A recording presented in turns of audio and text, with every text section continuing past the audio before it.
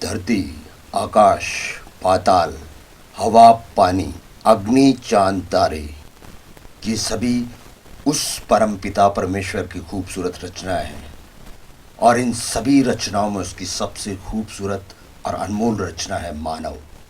मानव जिसे मालिक ने इतनी शक्ति दी है कि वो दुनिया के सभी अन्य शक्तिशाली प्राणियों को भी अपने वश में कर सकता है। खूबसूरत और आरामदेह जीवन जीने के लिए आवश्यकता के अनुकूल वो आविष्कार भी कर सकता है, क्योंकि भगवान ने उसे सोचने और समझने की शक्ति प्रदान की है। इसलिए ऊपर वाले की बनाई गई इस कायनात में अगर सबसे खूबसूरत जीवन जीता है तो वो है मानव। लेकिन लेकिन कुछ लोगों की ज़िंदगी में वक्त का ऐसा दौर भी आता है कि उन्हें अपनी ज़िंदगी से नफ़रत हो जाती है और वो स्वयं अपने ही हाथों अपनी ज़िंदगी को ख़त्म करके मौत को गले लगा बैठते हैं। कारण चाहे जो भी हो, जब उसे जीवन मृत्यु और मृत्यु जीवन के समान दिखने लगती है तो वो मृत्यु को स्वीकार कर लेता है। मृत्यु यानी मुक्ति, जिंदगी के तमाम दुख दर्द से मुक्ति। मगर ये कहानी कुछ अलग है। एक इंसान जो जीना चाहता है, इसलिए नहीं कि वो अपनी ज़िंदगी से बहुत खुश है, बल्कि इसलिए कि उसकी आत्मा पर एक बहुत बड़ा बोझ है और वो उस बोझ से मुक्त होना नहीं चाहता। उस बोझ को वो ढोना चाहता है, क्योंकि वो जानता है मौत तो मुक्ति है उस दर्द से, उस पीड़ा से जिसे वो सहना चाहता है, भोगना चाहता है। वो मौत से डरता है, वो जीना चाहता है। हर दिन मरने के लिए वो जीना चाहता है, हर पल मरने के लिए वो जीना चाहता है। उसे मुक्ति नहीं चाहिए। एक इंसान ऐसा कौन सा गुनाह कर सकता है, ऐसा कौन सा अपराध कर सकता है जिसकी सजा वो अपने को जिंदा रख कर देना चाहता है। दुनिया उस मालिक के आगे हाथ जोड़कर दौलत, शौहरत, खुशियां, ऐशो आराम मांगती है।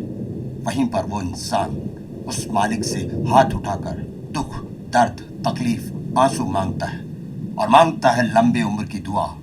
नहीं चाहता वो मुक्ति, नहीं चाहता वो मुक्ति।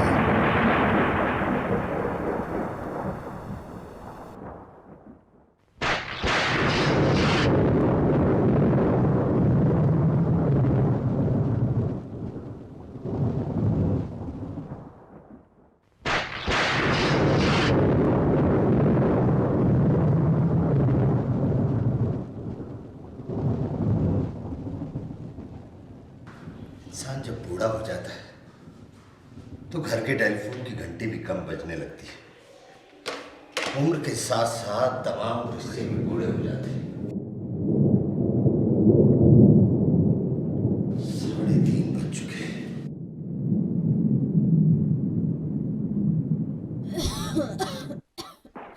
आता हूँ।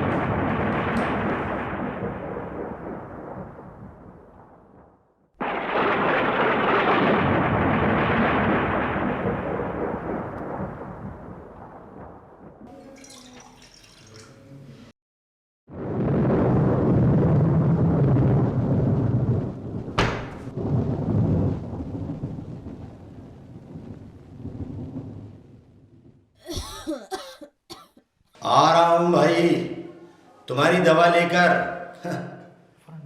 जानता हूँ कि इस वक्त तुम्हें कौन सी दवा चाहिए, मगर मजबूर हूँ, वो नहीं ला सकता।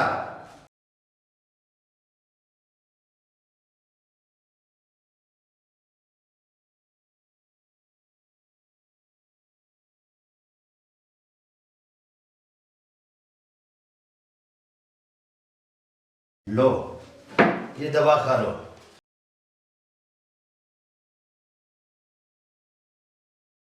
तुमने खाना? हाँ हाँ, मैंने खाना खा लिया।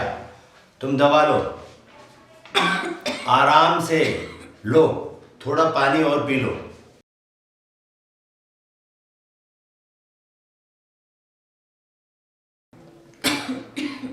आराम से, अब सो जाओ। वो अंदर से कुंडी लगा देना। हाँ हाँ, अंदर से कुंडी लगा दी मैंने। भला किसी चोर के लिए इस घर में रखा ही क्या है। थोड़ा बहुत फर्नीचर और तुम्हारी दवाइयों के सिवा, और वो भी हमारे किस काम आएगा। पापा।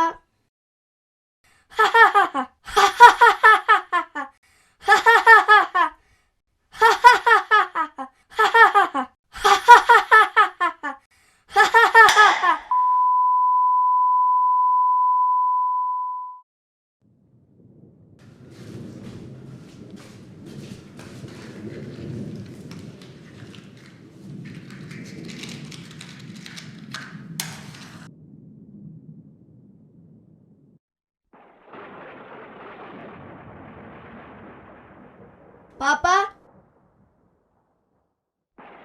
प्लीज पापा, वो गाना सुनाओ ना। अगर आप वो गाना नहीं सुनाओगे तो मैं खाना नहीं खाऊंगा।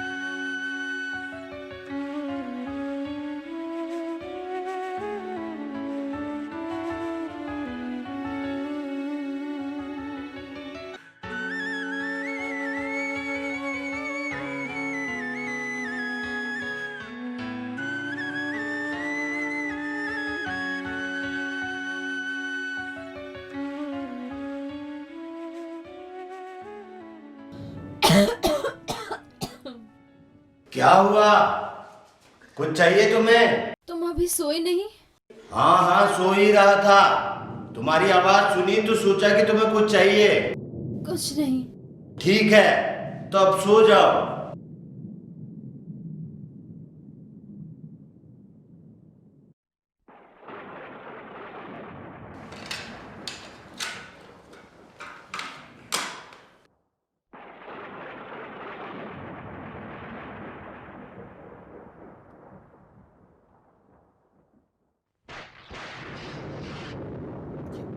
लाइट को क्या हुआ? लाइट को भी इस वक्त ही जाना था। खैर, अब सोने के अलावा करना भी क्या है।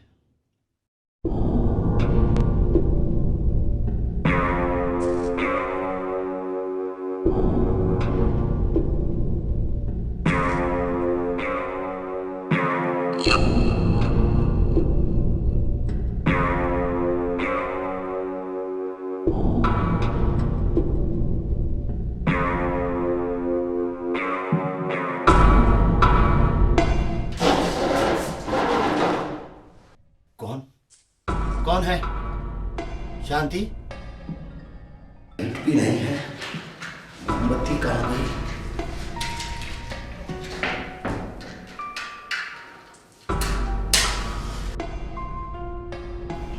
शुक्र है भगवान का।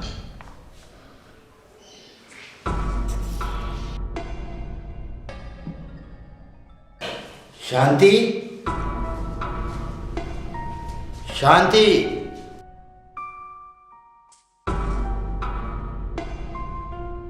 तुम हो क्या शांति?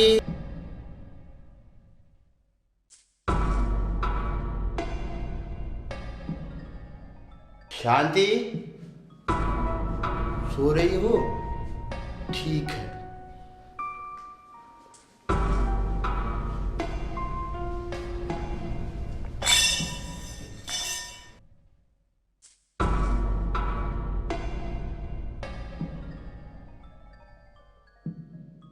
ये कौन है? अंदर कैसे आया? दरवाजा तो बंद है। ओ, खिड़की खुली हुई थी,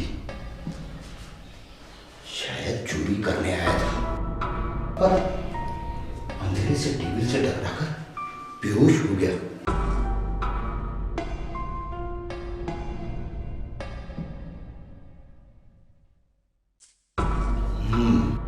अभी बेहोश ही है, अगर इससे होश में आने से पहले मुझे पुलिस को फोन कर देना चाहिए।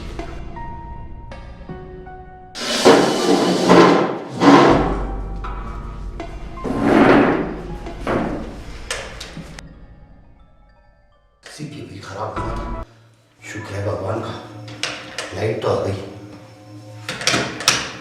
इसका मत को भी खराब होना था, शायद बारिश की वजह से। पर अब अगर इसे होश आ गया तो, पर क्या ये सचमुच चोरी करने आया था?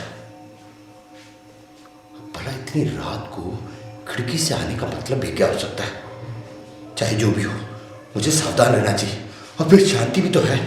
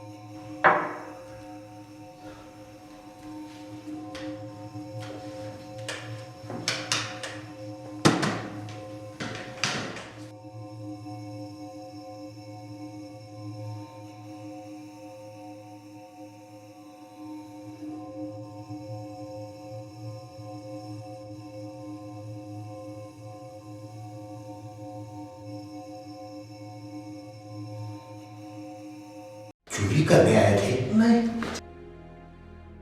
तुम चोरी खुशी से नहीं करते, मजबूरी है। पढ़े लिखे हो, नौकरी नहीं मिली, यही सब कहना चाहते हो ना? जी, पर वो मैं, देश में हजारों पढ़े लिखे लोग बेरोजगार हैं, तुम सबको चोरी डकैती लूटपाट करनी चाहिए। अरे हजारों पढ़े लिखे लोग नौकरी ना मिलने की वजह से मेहनत मजदूरी करते हैं, तुम भी कर सकते हो। मैं? हाँ तुम। शर्म मेहनत मजदूरी में नहीं, बल्कि बुरे कामों से करनी चाहिए।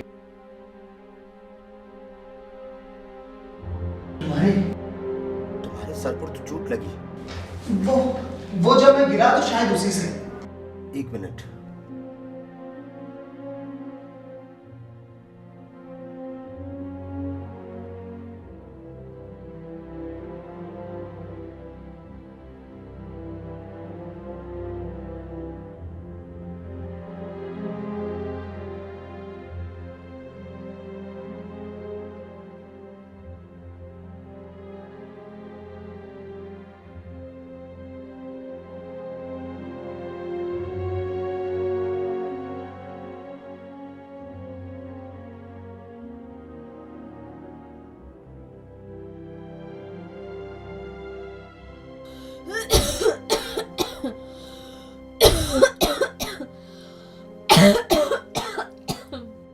डरो नहीं, मेरी पत्नी है, मैं भी आता हूं। क्या वो बीमार है? हाँ। क्या बीमारी है उन्हें?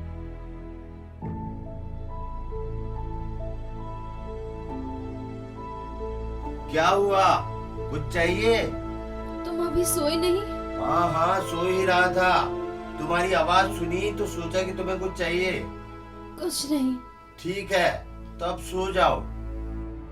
ओह, वो आपने बताया नहीं क्या? कि आपकी पत्नी को क्या बीमारी है? हर सवाल का जवाब नहीं होता। शायद आप बताना ही नहीं चाहते, यही समझ लो। लेकिन सवाल आपकी पत्नी के विषय में है। और जवाब मेरे बेटे के विषय में है। आपका बेटा जिंदा है मेरी पत्नी के लिए और मर चुका है मेरे लिए। बेटी के लिए उसकी ममता मेरी प्यार से 9 महीने ज्यादा जो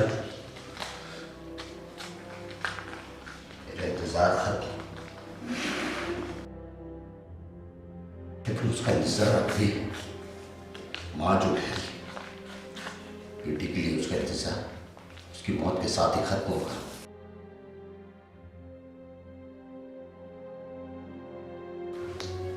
चाय पियोगे? जी जी चाय इस वक्त बनाकर रखता, बार बार दवा जो देनी पड़ती है।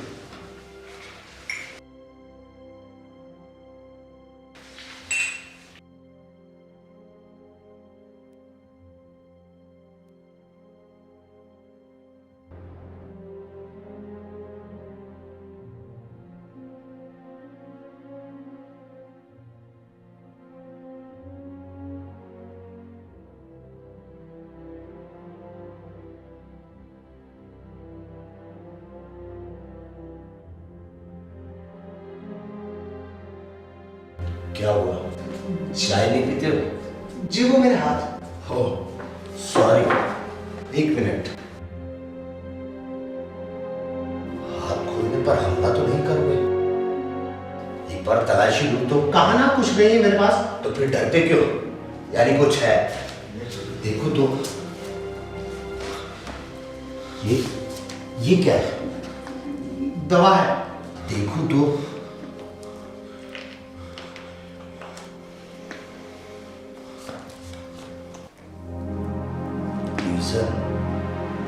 ओ, तो तुम कातिल भी हो, बड़े निर्दयी हो।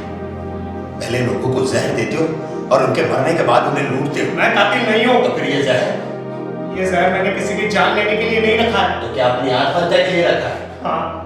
हाँ ये जहर मैंने अपनी आत्महत्या के लिए रखा है।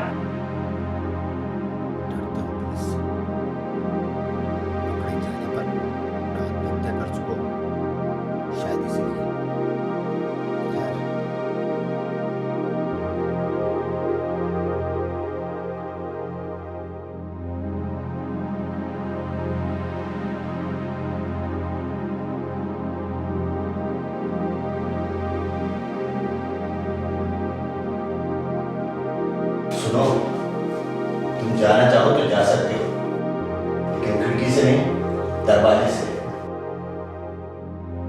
और हाँ, चाय पीकर जाना।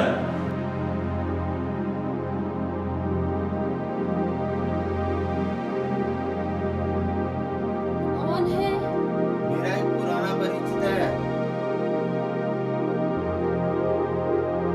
इस वक्त? हाँ, जयपुर किसी काम से आया था। वापसी में ट्रेन छूट गई, यहाँ चला आया। क्या रात भर हो? नहीं, रुकेगा नहीं, कुछ देर बाद वापस चला जाएगा।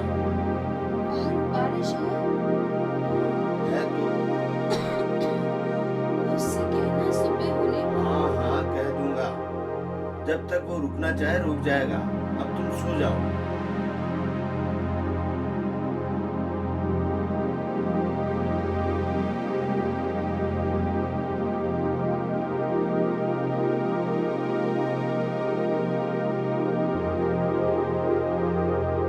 चाय बैठकर भी पी सकते हो।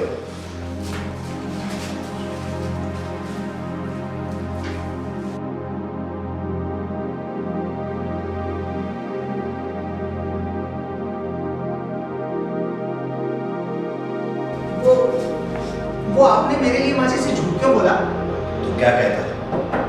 एक चोर है, चोरी करने आया था, चोरी करके चला जाएगा।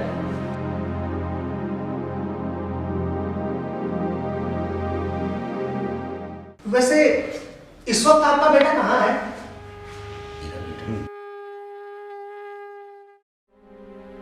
यही तो है। वो वहां देखो, स्कूल की किताबें छोड़कर कॉमिक्स पढ़ रहा है। और वो वहां देखो, फिर लात मना करने के बावजूद भी लात मना करने के बावजूद भी बिल्ली के बच्चे के साथ बिस्तर पे खेल रहा है। राहुल, इसे बाहर छोड़कर आओ। मैंने कहा राहुल, इसे बाहर छोड़कर आओ। पापा पापा। राहुल, वो पानी की टंकी पर क्यों चढ़े हो? जल्दी नीचे उतरो। नहीं, मैं नहीं उतरूंगा। क्यों नहीं उतरोगे? पहले आप मेरी कविता सुनिए। ये कोई तरीका है कविता सुनाने का? कविता सुनो ना। देखो राहुल, जिद मत करो, तुम गिर जाओगे। पहले कविता सुनो। देखो राहुल, अगर तुम जिद करोगे तो मैं ऊपर आकर तुम्हारी पिटाई कर दूंगा। आप ऊपर आएंगे तो मैं नीचे कूद नहीं जाऊंगा। बेटा, कूदना नहीं। ठीक, तुम कविता सुनाओ। मैं राहुल प्यारा प्यारा हूँ, मम्मी की आँख का तारा हूँ, पापा का राज दुलारा हूँ। मैं राहुल प्यारा प्यारा हूँ, मैं राहुल प्यारा प्यारा हूँ।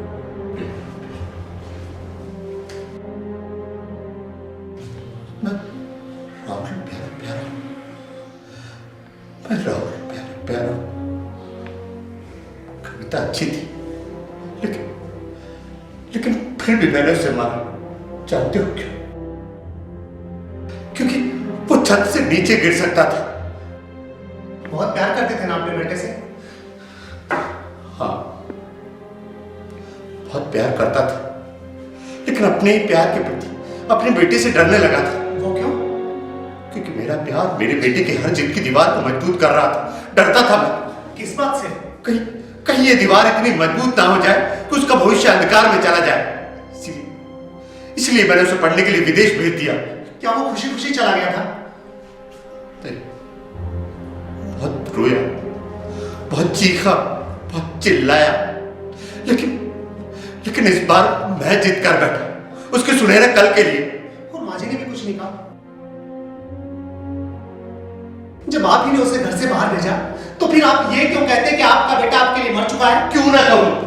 क्या कसूर था मेरा? यही कि मैंने उसे अच्छा इंसान बनाना चाहा। हर बाप यही चाहता है कि उसका बेटा उससे भी ज्यादा तरक्की करे, नाम कमाए। तो क्या मैं गलत था?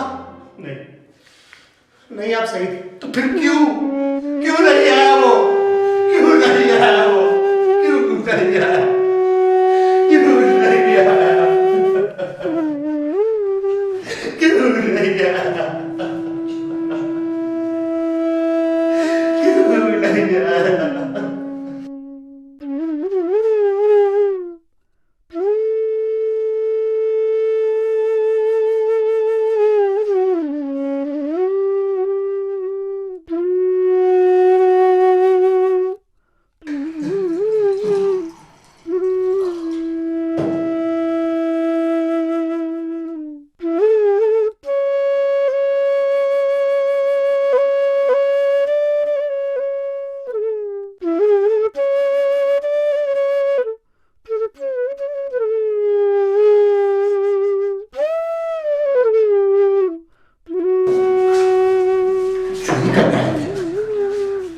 क्या चुरा सकते हो इंसान से?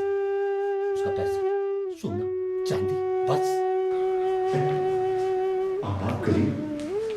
अब आपके लिए तो उसकी सबसे बड़ी दौलत उसकी औलाद होती है। और वो दौलत तो हमसे बहुत अच्छी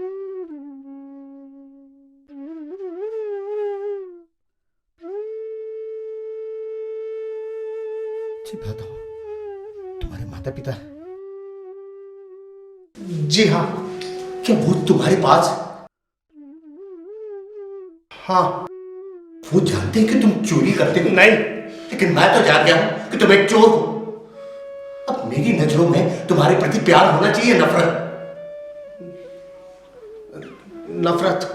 नफरत। अगर कानून की निगाहों से देखो तो नफरत होगी, लेकिन मेरी निगाहों में तुम एक मुजरिम होते हुए भी अच्छे इंसान भी हो। तुम्हारा जमीर अभी जिंदा है। जानते हो इस दुनिया का सबसे बड़ा पाप, सबसे बड़ा गुनाह क्या है? माँ बाप को उस वक्त छोड़ देना जब उनके घुटने टूट जाए, उनकी रीढ़ की हड्डी झुक जाए, तब उन्हें कीड़े मकोड़ों की तरह रहने के लिए छोड़ दिया जाए। छोड़ दिया जाए।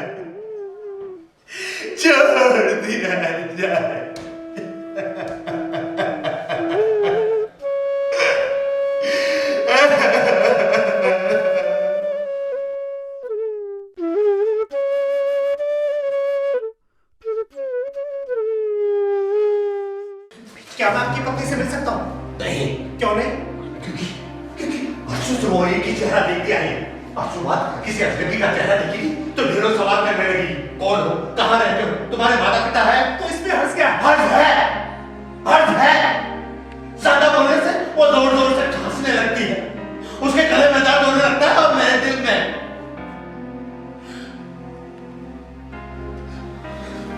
लेकिन एक बार मुझे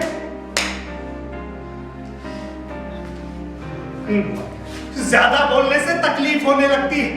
अरे ये तकलीफ दी किसने उन्हें? आपने। अरे क्या बेटे पर पिता का ही अधिकार होता है, मां का नहीं? बनते हैं बड़े आदर्शवादी। अरे मैं पूछता हूं आपसे, एक जिंदगी बनाने के लिए दूसरे की जिंदगी बर्बाद कर देना क्या ये पाप नहीं?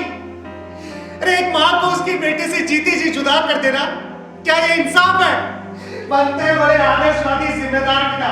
अरे सजा दी आपने उन्हें, सजा। कैसी सजा? ये सजा की तो और क्या है? तुम किस सजा की बात कर रहे हो? जो आप अपनी पत्नी को दे रहे हैं। कहना क्या चाहते हो? कौन सी सजा दी है मैंने अपनी पत्नी को? आपकी पत्नी होने की सजा दी आपने उन्हें। बात को उलझाओ मत, साफ साफ कहो मतलब क्या है तुम्हारा? किस हक से आपने एक मां को उसके बेटे से जुदा किया? सिर्फ इसलिए ना, सिर्फ इसीलिए ना कि वो आपकी पत्नी है। आपकी पत्नी होने के नाते आपके जायज नाजायज फैसले को मानना उनका धर्म है। तो क्या एक पति होने के नाते आपका फर्ज नहीं बनता, आपका ये धर्म नहीं बनता कि आप अपनी पत्नी की भावनाओं को समझे? एक मां को उसके बेटे के प्रति प्यार और ममता को समझने की कोशिश करें।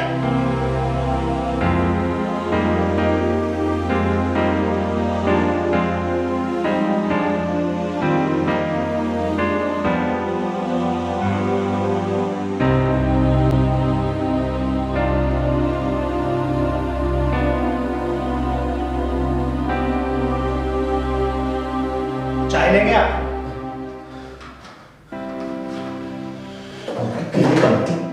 मैं अपनी बेटी से प्यार नहीं करता। मेरे कहने का मतलब ये नहीं था। अरे बचपन में हर छोटा बच्चा छोटी छोटी बात पर जिद करता है, शरारत करता है। माता पिता उसे समझाते हैं, डांटते हैं और कभी कभी तो उसकी पिटाई भी कर देते हैं। लेकिन इसका मतलब ये नहीं कि उसे किसी अजनबी शहर, अजनबी लोगों के बीच छोड़ देना, जहां वो कितना भी रोए, चीखे, चिल्लाए, ना तो कोई उसकी सुनने वाला है और ना ही कोई उसके आंसू पोंछने वाला। तो क्या वो माँ बाप गलत है जो अपने प्यार और ममता का गला घोटकर, अपने दिल पर पत्थर रखकर उसे इस विश्वास के साथ बाहर भेज देते हैं एक दिन उनकी औलाद कामयाबी के शिखर पर पहुंचकर उनके बुढ़ापे का सहारा बनेगी? मगर हमेशा ऐसा नहीं होता। बहुत से बच्चे माँ बाप का हाथ सर पर ना होने की वजह से राह से भटक भी जाते हैं। राह भटकने और राह बदलने में बड़ा फर्क है। हाँ फर्क है, लेकिन सच्चाई को जाने बगैर किसी को मुजरिम ठहराना भी तो उचित नहीं। कैसी सच्चाई? वो सच्चाई जिसे आप जानते हैं मगर स्वीकार करने में स्वयं को दोषी पाने के डर से सहम जाते हैं आप। मैं दोषी हूं? किस बिना पर तुम मुझे दोषी ठहरा रहे हो? क्या उम्र थी आपके बेटे की जब आपने उसे घर से बाहर भेजा?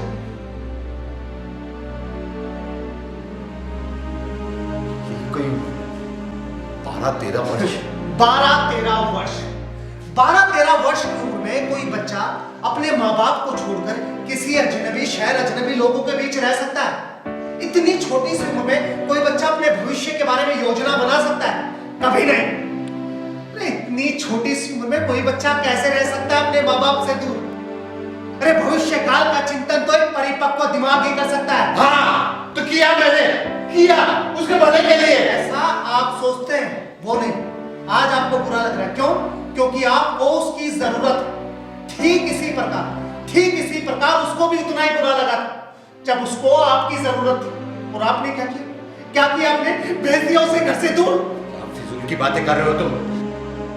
ये सिर्फ आप ही के घर की कहानी नहीं है, देश के हजारों घरों में घट रही एक दुखद कहानी है। तुम बात को बदल रहे हो। मैं बात नहीं बदल रहा, मैं तो समाज का आईना आपको दिखा रहा हूं। अरे आज अभिभावकों के पास इतना वक्त तक नहीं है कि वो अपने बच्चों के लिए समय निकाल सके। अरे उन्हें तो ये तक पता नहीं है कि बच्चों के जीवन में हिंसा किस प्रकार तेजी से दाखिल हो रही है। कार्टून फिल्मों से लेकर वीडियो गेम्स तक में ना जाने हिंसा के कितने ही रूप हैं। आज माँ बाप की बेरुखी ने बच्चों को अराजक बनने का पूरा अवसर उपलब्ध कराया है।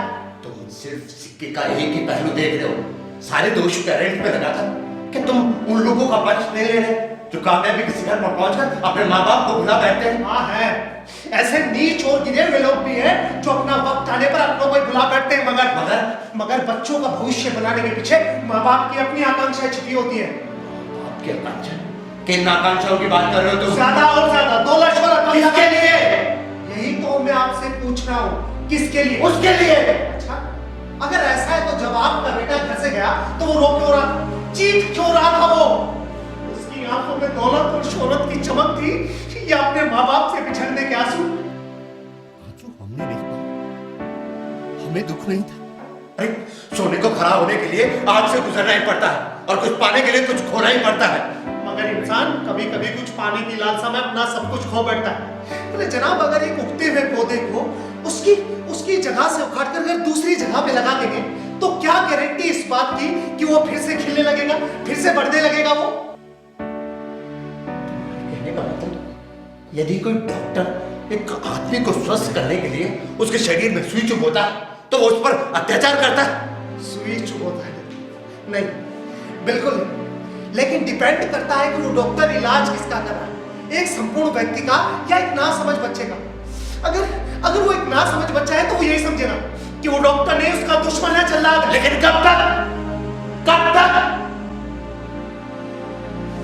जब तक कि वो सही और गलत का फर्क न समझ जाए। बढ़ती उम्र के साथ साथ हर इंसान सही और गलत का फर्क समझने लगता है। मेरा बेटा भी समझने लगा था। बातें करता था मुझसे, अपनी माँ से फोन पर देर तक बात, हर छोटी बड़ी बात, ग्रेजुएशन करना, डॉक्टर की डिग्री हासिल करना।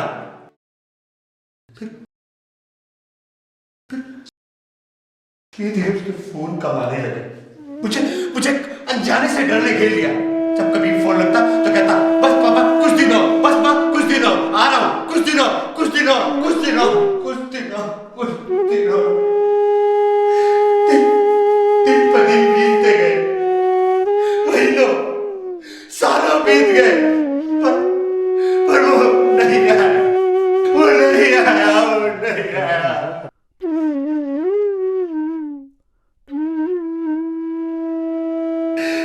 नहीं आया, नहीं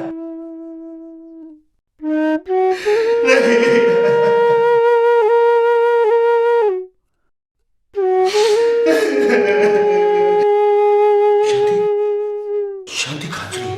हाँ, शांति खांस रही है। नहीं, वो सो रही है। लेकिन बेबी मैंने उसके खांसने की आवाज सुनी। नहीं, वो नहीं खांस रही। नहीं खांस रही? क्यों नहीं खांस रही? उसे खांसना चाहिए। उसके ना खांसने से मैं डर जाता हूँ। उसका खांसना मेरे लिए एहसास है, उसके होने का, मेरे साथ, मेरे पास।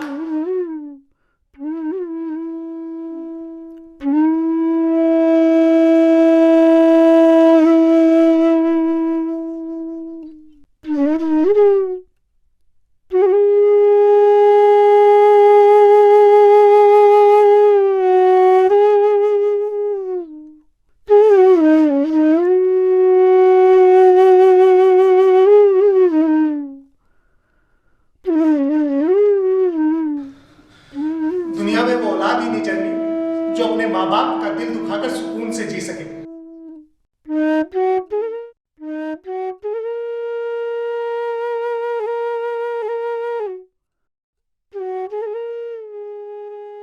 शांति,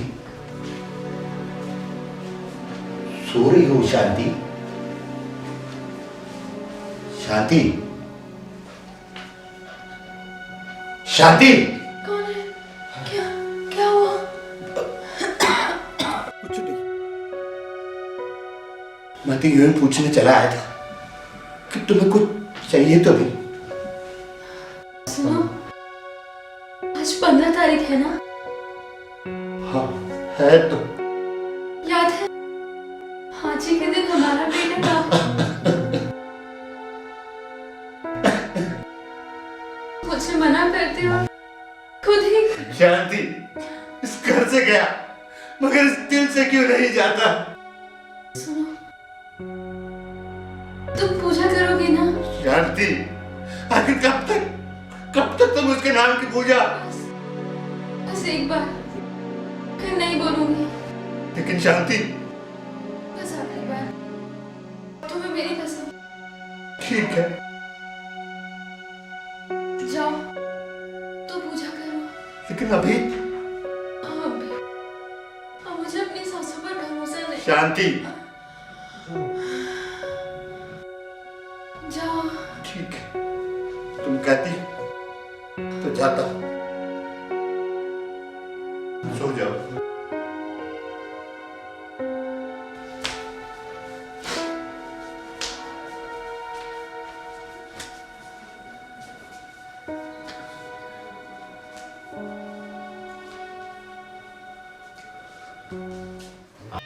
पापा एक सवाल पूछूं? पूछो। मान लो मेरा बर्थडे है और मैं घर पर नहीं हूँ तो केक पर से कैंडल कौन बुझाएगा? बेटा तुम्हारी मम्मी। गलत। वो कैसे? अरे बाबा, जब लड़की का बर्थडे हो और वो घर पर ना हो तो मम्मी कैंडल बुझाती है, और जब लड़के का बर्थडे हो तो पापा candle बुझाएंगे।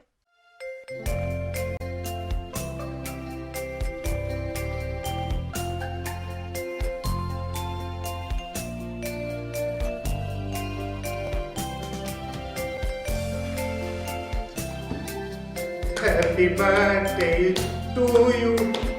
Happy birthday to you. Happy birthday.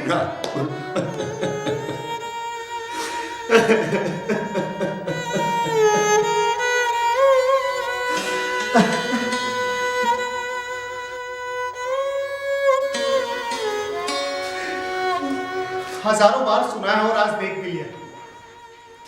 बच्चे भले ही दुनिया की रंगीनियों में खोकर अपने माँ बाप को भुला दें, लेकिन माँ बाप अपने बच्चों को कभी नहीं भुलाते, चाहे वो लायक हो या नालायक। केवल माँ नहीं भुला पाती अपने नालायक बच्चों को। माँ की ममता अंधी जो होती है, गीली मिट्टी के बर्तन के समान जन्म लेता है इंसान, जिसमें सत्कर्मों और सद्गुणों का रंग भरती है माँ। और पिता उसे हालात की तपिश में दबाकर मजबूत बनाता है, ताकि बुरे वक्त में ये टूट ना जाए। मगर जब हाथ से फिसलती रेत के समान वो अपने बच्चों को छूटता हुआ देखता है, तो वो उन्हें भुला बैठता है। क्या भुला पाए? तुम घूम फिर कर मुझ पर ही बात क्यों करते हो? मैंने तो एक साधारण सा सवाल किया आपसे। तुम्हारा हर सवाल पिता के दायित्व के प्रति क्यों होता है? तुम्हारी बातों में औलाद के प्रति इतना पक्ष क्यों? इसमें पक्ष विपक्ष की बात कहां से आ गई? मैंने तो एक साधारण सा सवाल। शादी हो गई तुम्हारी? शादी हो गई तुम्हारी? जी नहीं। तो करो,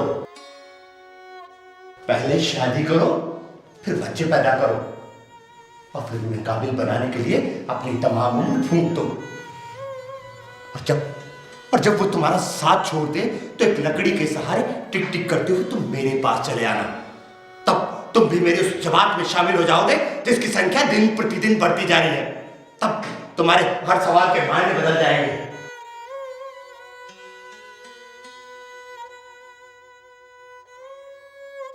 सुबह हो गई है, अब तुम जा सकते हो। ठीक है, मैं चला जाता हूं, पर जाने से पहले एक आखिरी बात आपसे पूछना चाहता हूं। अगर आज आपका बेटा वापस लौट आए तो क्या आप उसे माफ कर देंगे? नहीं, ना तो मैं उसे माफ करूंगा और ना ही उसे इस घर में घुसने दूंगा। अब क्या लेने आएगा वो हमारी चिता को आग देने? यह आपका फैसला हुआ। और माँ जी, अगर माँ जी उसे माफ कर दे और घर में भी आने दे, तब आप क्या करेंगे?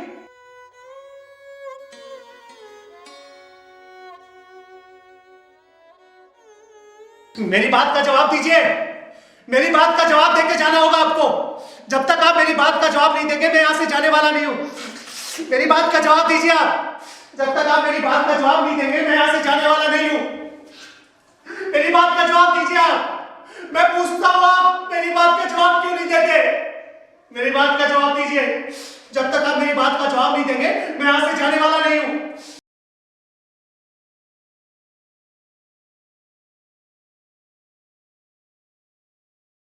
जवाब चाहिए था।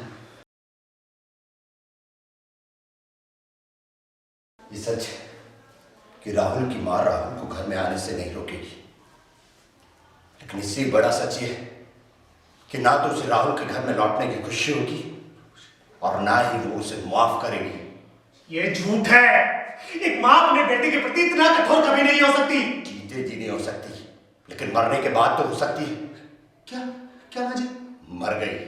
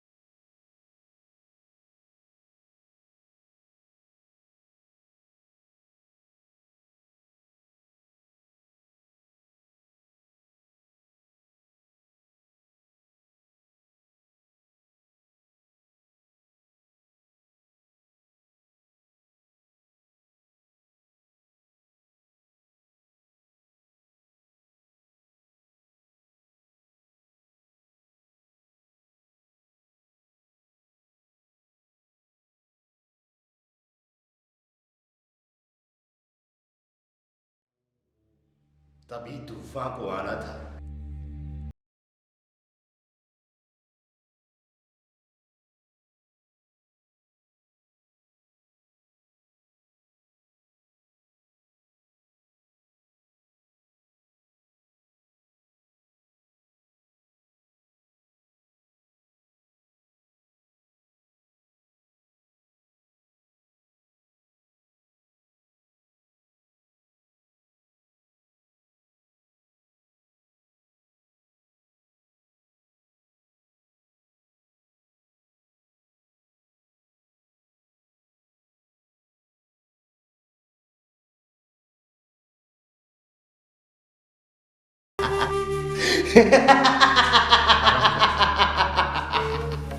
आज आज 15 अगस्त है, आजादी का दिन।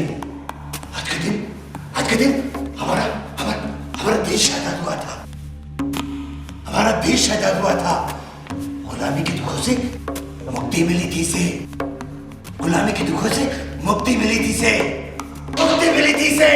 और आज इस शांति भी आजाद हो गई, मुक्त हो गई, मुक्ति मिल गई से। आजाद हो गई मेरी शांति भी।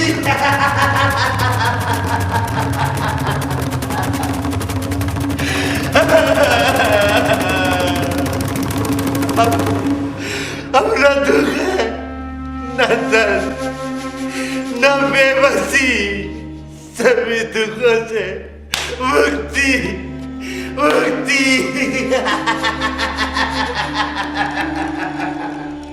आजादी, मुक्ति।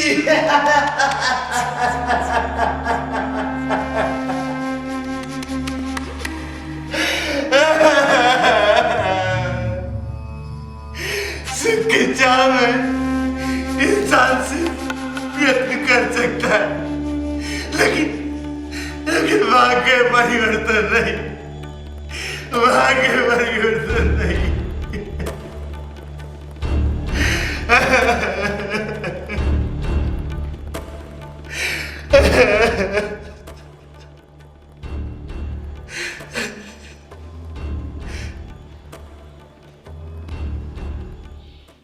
मैंने मस्जिद में जाकर मांगी थी दुआ। जो मेरा है वो मुझे मिले। मेरा जो फर्ज था मैंने पूरा किया। अब खुदा ही ना चाहे तो मैं क्या करूं?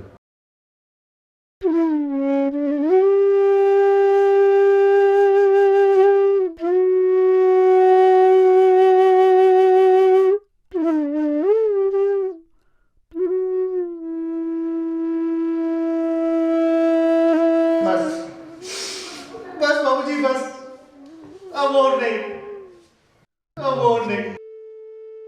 मैं आपको सब कुछ पहले ही बता देना चाहता था, पर बता नहीं पाया।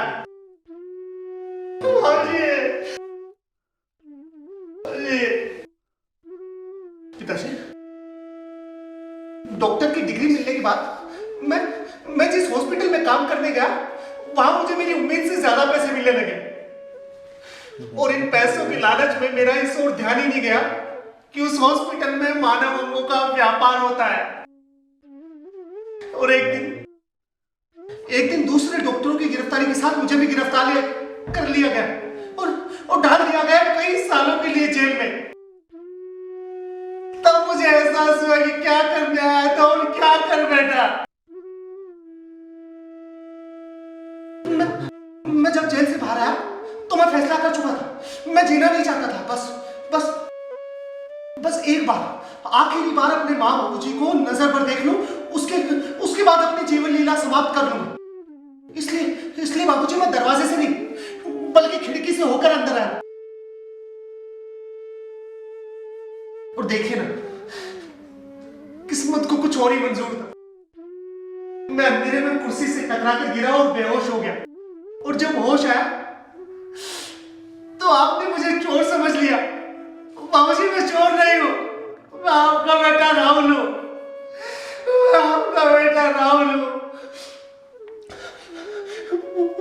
माँ, मेरी आंखों के सामने मेरी माँ मर गई और मैं उससे कह भी नहीं पाया, माँ तेरा राहुल लौटा है, माँ तेरा राहुल लौटा है, माँ मुझसे बात कर रहा। बाबूजी, माँ केक पे से कैंडल में बुझाऊंगा,